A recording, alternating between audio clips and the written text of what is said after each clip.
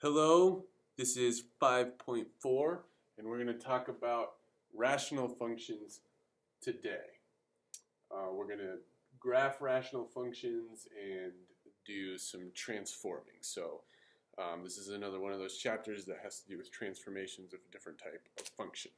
Our joke is what's the difference between a golfer and f of x equals quantity x squared minus 1 over x minus 1. And the answer is one gets a hole in one, and the other has a hole at 1. And you'll learn more about holes in graphs, but this graph has a hole at x equals 1. Maybe we'll come back to it once we learn about holes, but it's pretty funny, actually. Take my word for it. Some vocabulary: rational function, that is a function that has parent function 1 over x, so that's what we're dealing with today. Discontinuous function, that's a function that has a section of it that is unidentified, or a gap, or a hole. Continuous function, that's the opposite, and a hole in the graph. Okay, so here is your formula for a rational function. And like I said, the parent function of a rational function is 1 over x. And the form that it's introducing you to here is the form in which you can transform it most easily. So you've got f of x equals a over x minus h plus k. Now this a, which is on top, has to do with the vertical stretch or compression factor. So if this were a 2, then it would be a vertical stretch of 2. If this were a 3/4, it would be a vertical compression of 3/4. And if a is less than 0, right, like if it's a negative number, that indicates a reflection across the x-axis. So that's your a. Your h, you probably have already guessed this, but that has to do with the horizontal translation. Okay, and it's always minus h because anything side to side is funky. So if it were x plus 3, that means it would be shifted 3 units to the left. For x minus 3, it would be shifted 3 units to the right. I hope I'm going, yes, I am going the right way. It's opposite with you and me. So, and then this k here, plus k on the outside, that's your vertical shift up or down. Okay. And this is just a little note that, like logarithmic and exponential functions, rational functions may have asymptotes. This is the parent function, f of x equals 1 over x, and I think I introduced this to you guys in 5.1, but 1 over x has a vertical asymptote at x equals 0 and a horizontal asymptote at y equals 0, so it has 2. Most rational functions will have a vertical asymptote, and some will have both vertical and horizontal.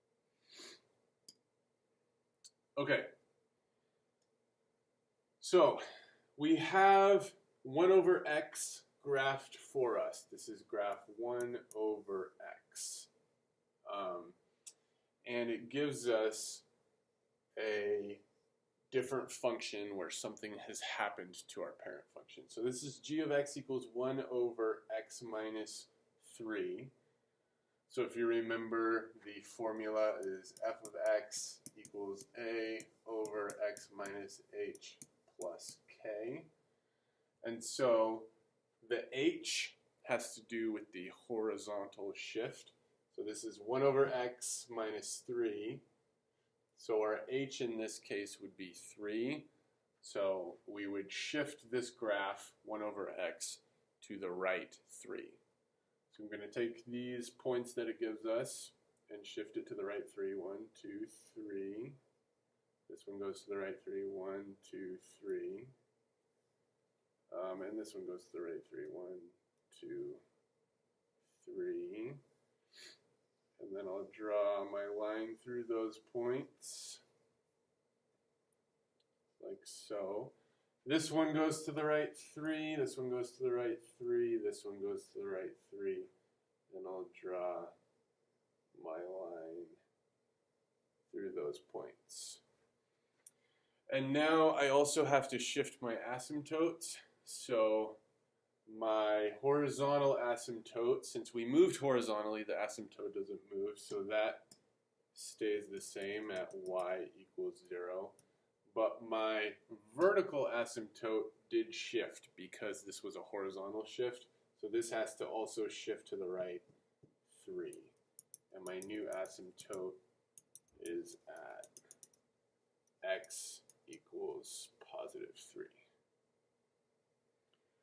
Okay, now I'm going to clear all of the stuff that I wrote down. And let's do this next one. So this is g of x equals 1 over x minus 2. Now what kind of transformation is this? This is a vertical transformation, up or down?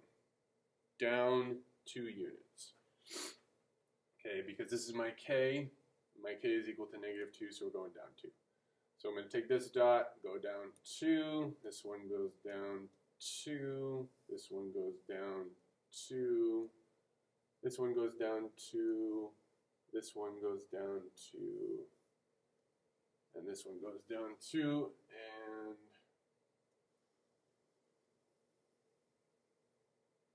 think about which asymptote changed here. We shifted vertically. Okay, we went down. So my vertical asymptote stays the same. So this stays the same at x equals 0. But since I shifted down, my horizontal asymptote also shifted down 2 units. So now my new horizontal asymptote is at y equals negative 2. I don't know why that glitched there. But that is the graph of this. Oh, and it wants us to describe the transformation. So I'm going to say vertical shift down 2. Okay. Go ahead and pause the video and try these two by yourself. So this one, we've got 1 over x plus 4. So this is a horizontal shift because this 4 represents my h. And since it's horizontal, it's side to side. Instead of going to the right 4, I'm going to the left 4 because it's backwards. So I'm going to take each dot and shift it to the left 4 units.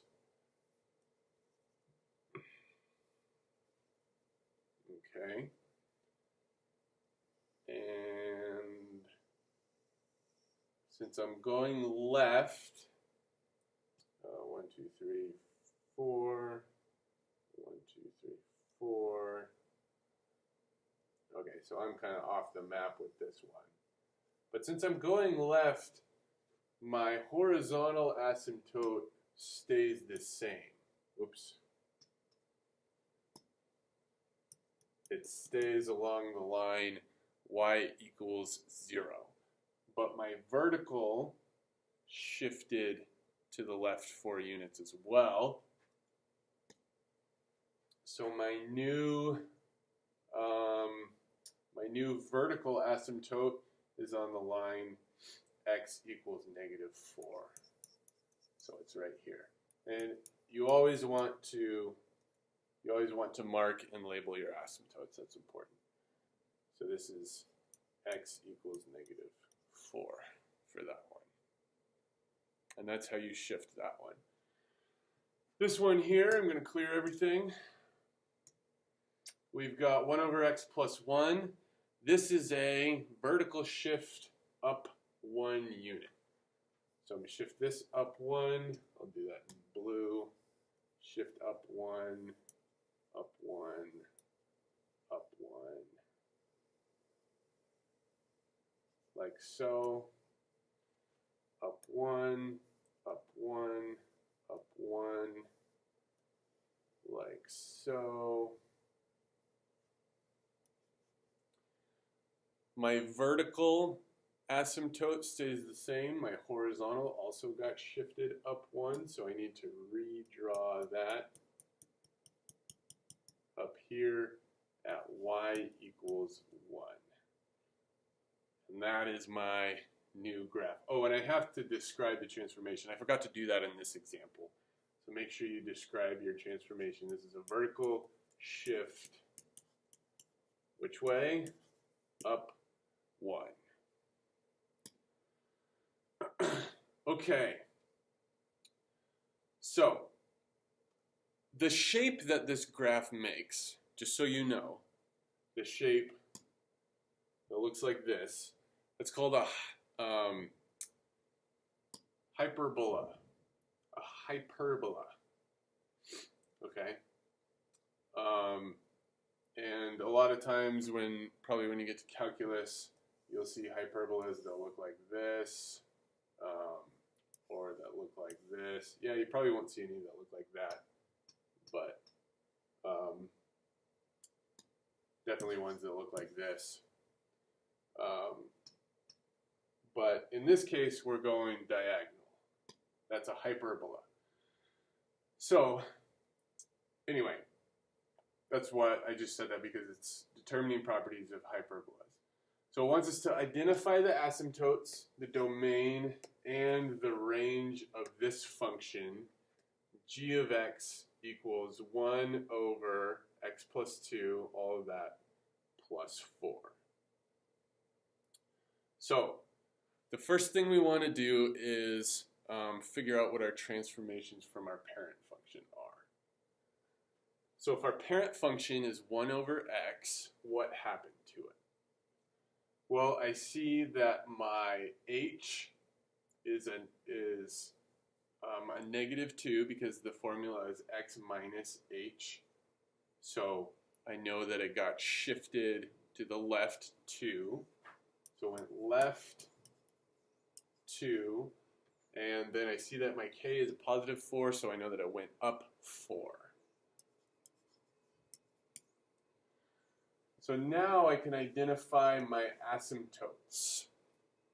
Okay, my whole graph, first of all, my 1 over x graph, I already know that those asymptotes are y equals 0 and x equals 0. So if my whole graph shifted to the left 2, I know that my vertical asymptote is at the line x equals negative 2. And if the whole graph shifted up 4, then I know that my horizontal asymptote is at line y equals 4. So those are my asymptotes. All right, ASY is x equals negative 2 and y equals 4. Then it wants to know the domain. Okay, so you know what? I'm actually going to go ahead and graph this to try, because I'm a visual kind of guy. I think a lot of people are visual learners. So it helps to see what we're actually working with here. So I know that I have a vertical asymptote at x equals negative 2. So I'll draw that. And I have a horizontal asymptote at y equals 4.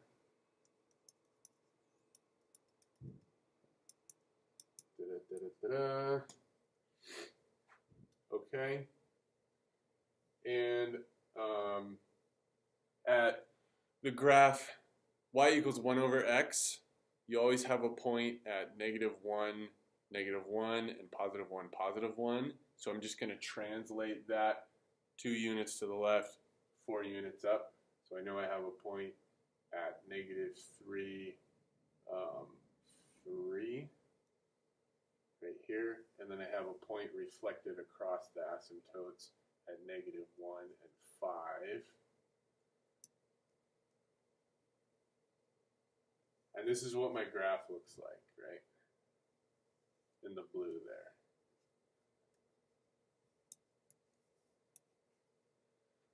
So this is my graph, and it wants to find the domain and range.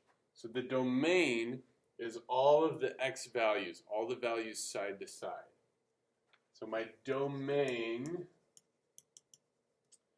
well, let's start on the left and work our way right. My graph goes all the way to -infinity. So I can go ahead and put -infinity, and we always do open brackets for -infinity. And then where does it stop? It keeps coming, and then there's a break here at x equals -2. Okay, it's undefined right there. So we'll write -2, and it never actually touches -2. It gets closer and closer as y approaches -infinity, but it never touches. So I'll put an open bracket there because it's not inclusive. Okay, and then it picks up after -2, and it keeps going on to positive infinity. -2 to positive infinity. So that is my domain right there. -infinity to -2, and then -2 to positive infinity. And then my range is all my y values. Okay, up and down. So we start down and we go up. It goes all the way down to -infinity, and then does it stop anywhere? Keeps going, and it stops here at this asymptote at y equals 4.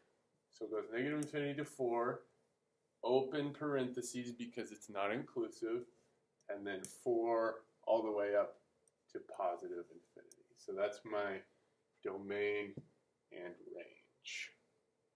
Okay. Go ahead and try this one by yourself, domain and range, and the asymptotes. Alrighty, hopefully you did that.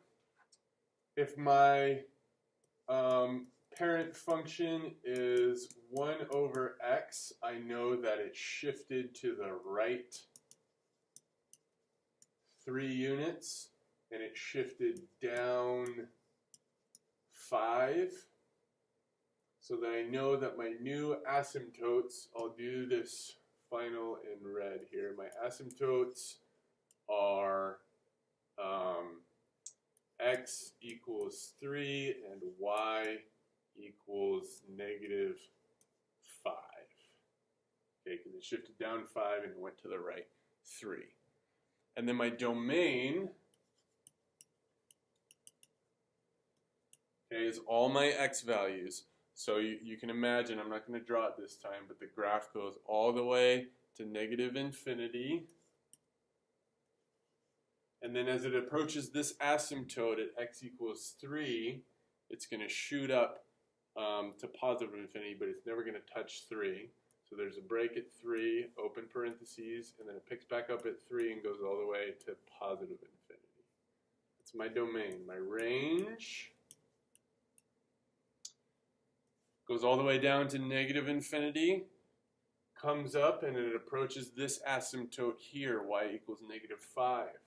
So it's -infinity to -5, parentheses, -5 to positive infinity, domain and range. And the way that I think it writes this in the book for these examples is for range, it will say, it has this little interesting looking bracket here. And then it will say y, and then y cannot equal -5. And you can write it that way if you want. That's all values of y except at -5. I prefer to have you write it this way, but the book writes it this way, so I'll accept that as well. Okay, so now we are not going to be working with these rational functions in the same form, f of x equals a over x minus h plus k. They're given to us in a different form, but this way we can figure out what the zeros are, okay? So we have this function f of x equals, and then on the numerator we have x squared minus 2x minus 3, and then on the denominator we have x minus 2.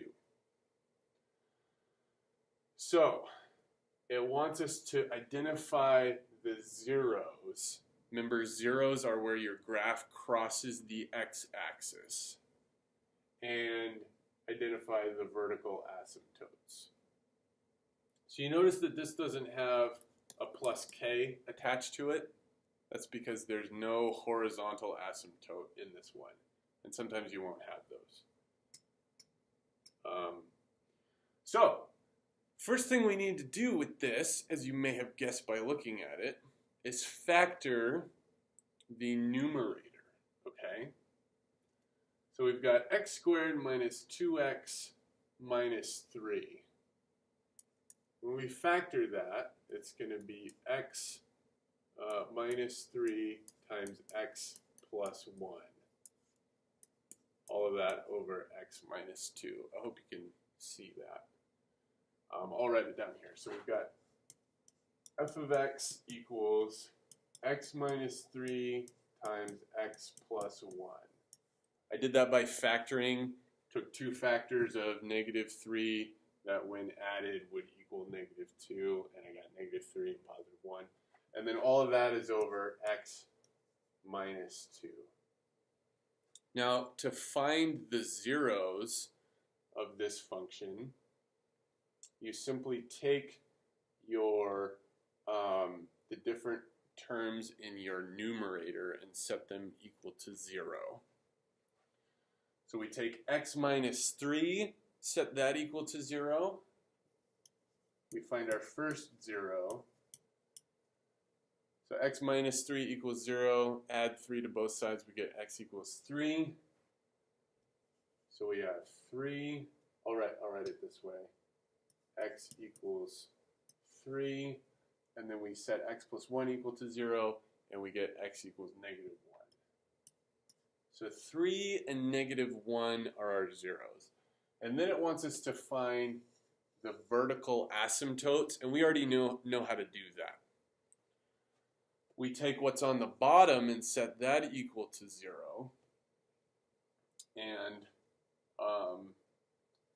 we find that our vertical asymptote is going to be x equals 2. And this is what we were just doing in just the previous examples. It's the same idea, shifted to the right 2 units, so that's where our vertical asymptote is. The way I described it just now is setting this equal to 0. Same idea. So your vertical asymptote is at x equals 2. Okay? And then it wants us to graph this function. There's a lot of these examples, and what they want you to do in the book is to go ahead and set up a table of x and y values. And I'm not gonna do that in this video. We're just gonna graph it on the calculator, which hopefully you'll be able to see as I do. But if you do it this way, what you want to do is have a point on either side of your zeros. Okay, so use an x value that is less than negative 1, and then in between negative 1 and the asymptote, and then after the asymptote, and before 3, and then after 3. You know what I mean? So you have a point in between, like each 0 and the asymptote. Okay, so I'm going to try and hold this so that you can see it, like so. So we've got the equation x squared minus,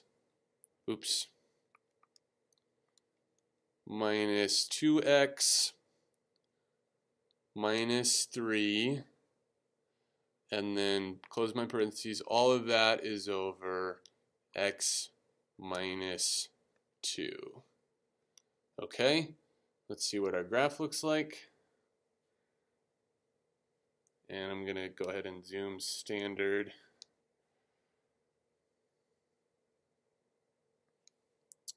Okay, hopefully that's showing up pretty well. So you see that we have our first 0 is right there. That's where it crosses the x-axis. And that's at -1, like we figured out. And then our asymptote is right here. I actually mark it on the graphing calculator, which I think is pretty cool. So that's that vertical line there. And that's at x equals 2. And then where it crosses the x-axis again is the next 0 at x equals 3. And you can see on the board that that's what we came up with. Zeros are at -1 and 3, and the vertical asymptote is at x equals 2. All right. So that's how you find zeros, okay? You set the terms in your numerator after you factor it to 0, and then you solve for x. And that's how you get your zeros, where the graph crosses the x-axis. So please try this one on your own. Try and find the zeros and the vertical asymptote of this equation here.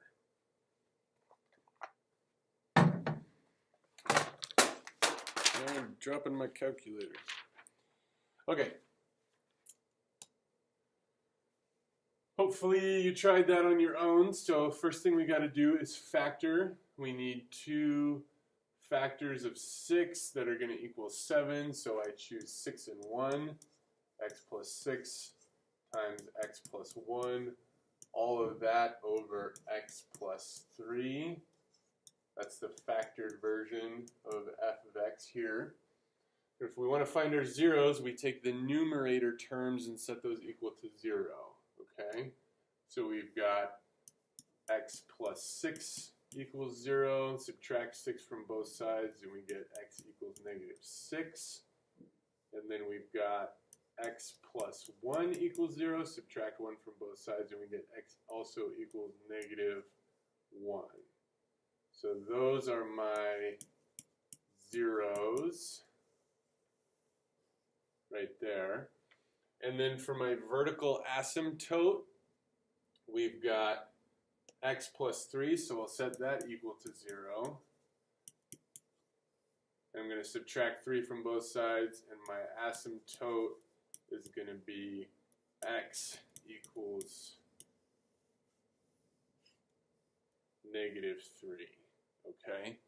And so this graph, I'll just do a really quick sketch. It's going to look something like this. So we go -1, 2, 3, 4, 5, 6. So at -3, we have a vertical asymptote. At -6, we have a 0, and then at -1, we have a 0. So the graph is gonna look something like that. And let's graph this on our calculator to see. It doesn't matter if you use the original equation before it's in factored form or the factored equation. You'll get the same graph.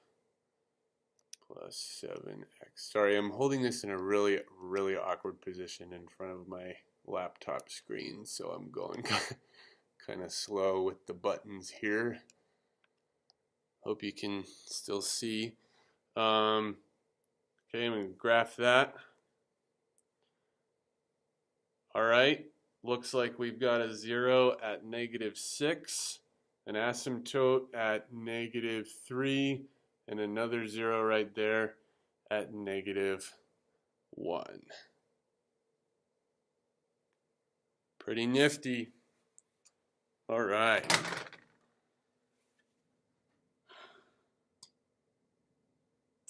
Okay, now we're going to talk about horizontal asymptotes. We already touched on them when we're in the form, when we're dealing with rational functions in the form f of x equals a over x minus h plus k. But you're going to be getting rational functions that are some large polynomial over another large polynomial. And you're going to have to figure out if it does have a horizontal asymptote, which some of them do. And the way that that works is this little graph, excuse me, this little table is on page 342, but I'll go ahead and talk about it. So what you have to do to be able to figure out if you have horizontal asymptotes, this is horizontal asymptotes, is you have to make sure that your function is set up as p of x over q of x, okay? It can't be two fractions that are added. It can't be like p of x over q of x plus r of x over, you know, a of x or something like that. It has to be in this form, okay? So that's the first step. So say, for example, you have f of x equals x, let's go x squared minus 2 over x to the 5th plus 3. Okay, that works. That works. That's your p of x, and that's your q of x. Okay, so the first type is going to be like that. What you want to be looking out for is the degree of your polynomials. So the degree of p and the degree of q are what's going to matter. So the first one, let's say you have f of x equals, I'll just use the same one, x squared minus 2 over x to the 5th plus 3. In this case, p of x, right, your numerator, is less than q of x. Remember, I'm dealing with my degrees, my powers, right? You just want to worry about the leading power. So this is x squared, this is x to the 5th. X to the 5th is much greater than x squared, okay? And if that is the case, then if you think about this with me, you have a smaller x value on the top and a much larger x value on the bottom. So you have a small number like 1 over a large number. And as we're going out to to the infinities, that's what an asymptote is, right? It's a line that goes all the way across, all the way to positive and negative infinity. As we're approaching that number, x to the 5th is getting there much, much, much, much, much faster than x squared. So it's a tiny number over a really large number. And if you take a tiny number and divide it by a number that is increasing, dividing it by a much bigger number, that value is going to approach 0, okay? So in this case, if p of x, your numerator, is greater than q of x, your denominator, then your horizontal asymptote is going to equal, in green, y equals 0. Okay? That's the first example. Now let's say you have something like f of x equals, and I'll just flip-flop them, x to the 5th plus 3 over x squared minus 2. In this case, you have a much higher power in the numerator and a lower power in the denominator. In this case, there's going to be no horizontal asymptote. No, I'll do that in Greek. No asymptote. I think there's a P in there. Asymptote. No asymptote. Okay?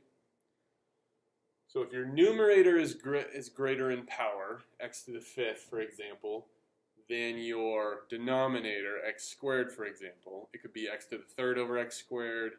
As long as it's bigger, there's going to be no horizontal asymptote. And that leaves us with the final case, which is when they're the same. Okay? So if the power of p of x is the same as the power of q of x, like in the example, x to the 6th minus 7x over x to the 6th, or let's say 2x to the 6th. Sorry, I can't write today for some reason. Plus 2x. Remember, these ones are just going to be inconsequential compared to your leading powers. So in this case, you've got an x to the 6th on the top and an x to the 6th on the bottom. In that case, you're going to take the leading coefficients, right? And that is what your asymptote is going to be. Remember, you're stretching out to the infinities in both ways. X to the 6th and x to the 6th, they're going to cancel each other out when it comes to stretching out to the infinities, and you're going to be left with the coefficients, which in this case would be 1 for the top and 2 for the bottom. So in this case, your asymptote, horizontal asymptote, would be y equals 1/2. Okay? And this one, it's going to change depending on what your coefficients are. So if you had 5x to the 3rd over 3x to the 3rd, your horizontal asymptote would be y equals 5/3.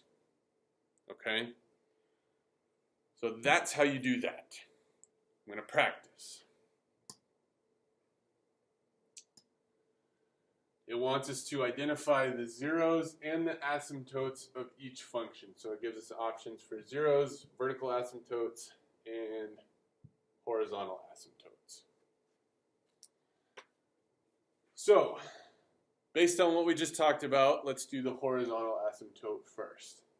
We've got x squared as our leading function on the top, x to the 1 as our leading power. Our leading power on the bottom. So when our numerator's power is greater than our denominator, we don't have a horizontal asymptote. So I'll write none. Okay. Okay, now we need our zeros. So let's go ahead and factor this. We've got -6, so I need two factors of -6 that are going to equal +1. So this is going to be x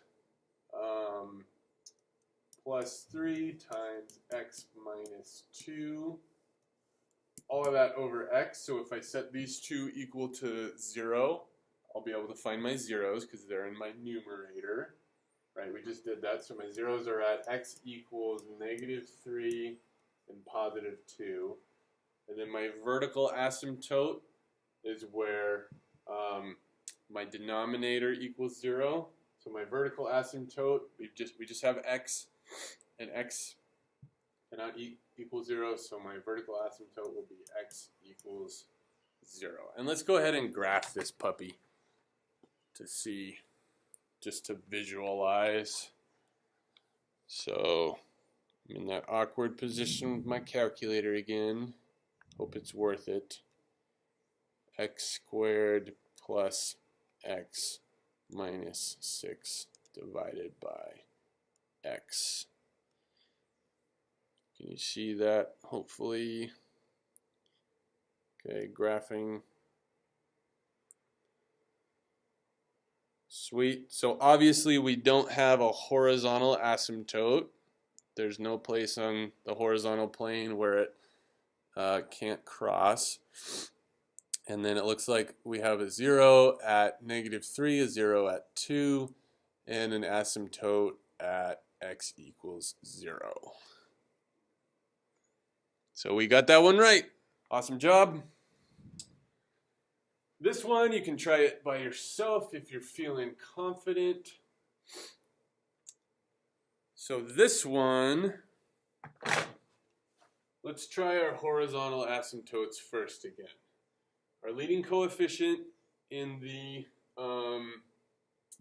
numerator is x, and then in the denominator it's x squared. So our denominator is greater. Sorry, I said leading coefficient. I meant to say leading power. I'm sorry about that. Leading power is x squared. Leading power in the numerator is just x to the 1. Okay, so we've got a greater 1 at the bottom. If we have a little number divided by a really big number, it's going to approach 0. So my horizontal asymptote is y equals 0, right? The x-axis. That's going to be an asymptote. Alrighty. Zeros has to do with my top. So x minus 1 equals 0. We set that equal to 0. X equals 1 would be one of my zeros. And then the vertical asymptote here, we have x squared on the bottom. So that cannot equal 0. Okay. So, looks like I've got an asymptote at x equals 0 and y equals 0. Let's go ahead and graph this. This one here.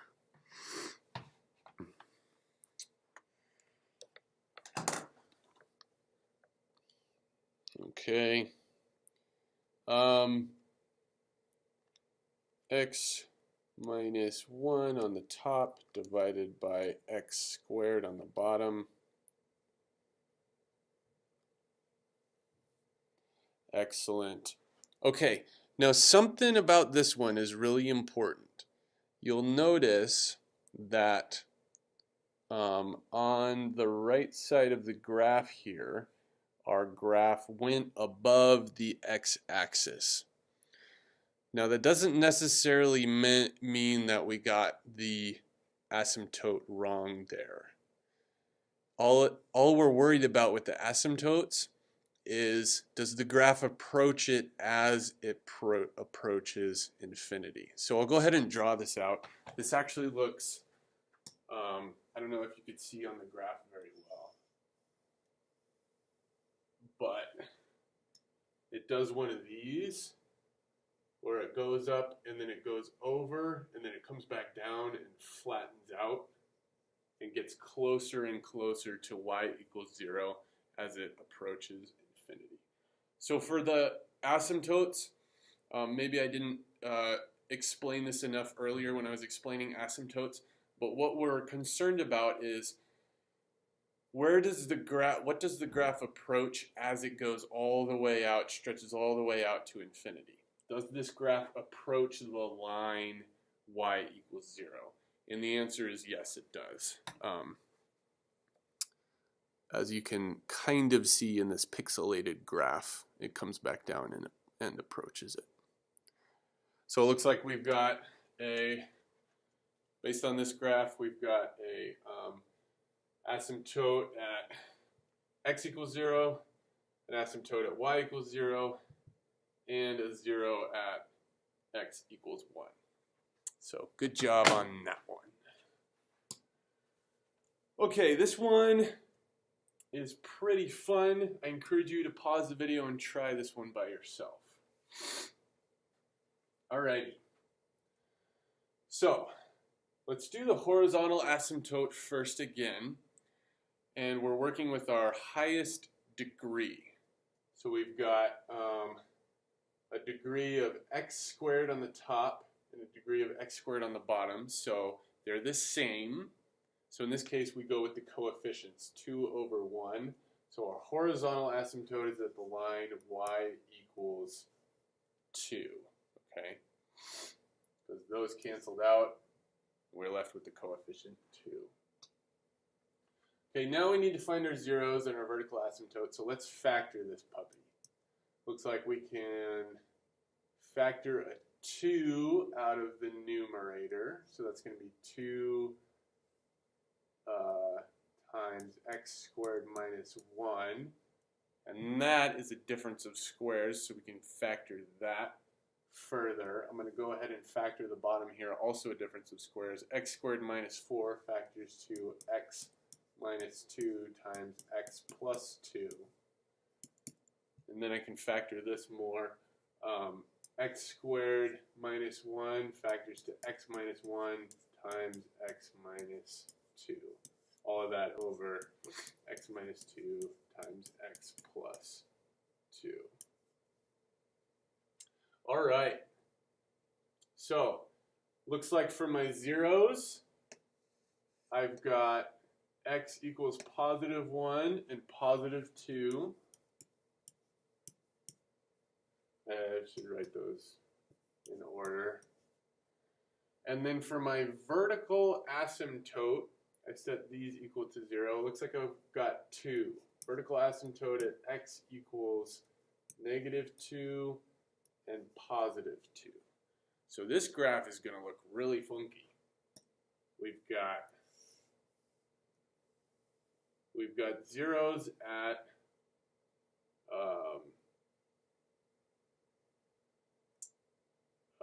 oh, you know what? I made an error. I don't know why I wrote it this way. This should be x minus 1 and x plus 1.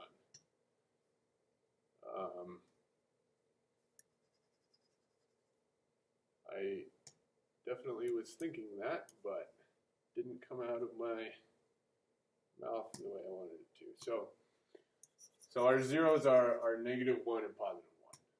Okay, x equals negative 1 and positive 1. Okay, so we've got zeros at negative 1 and positive 1. We've got asymptotes at negative 2 and positive 2. And then we've got a horizontal asymptote at y equals, come on, equals 2. So we got to fit a graph around this somehow. I'll go ahead and do this on my calculator.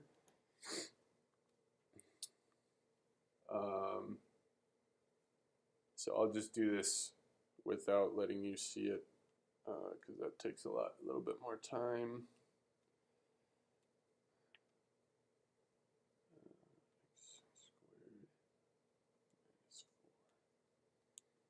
Okay.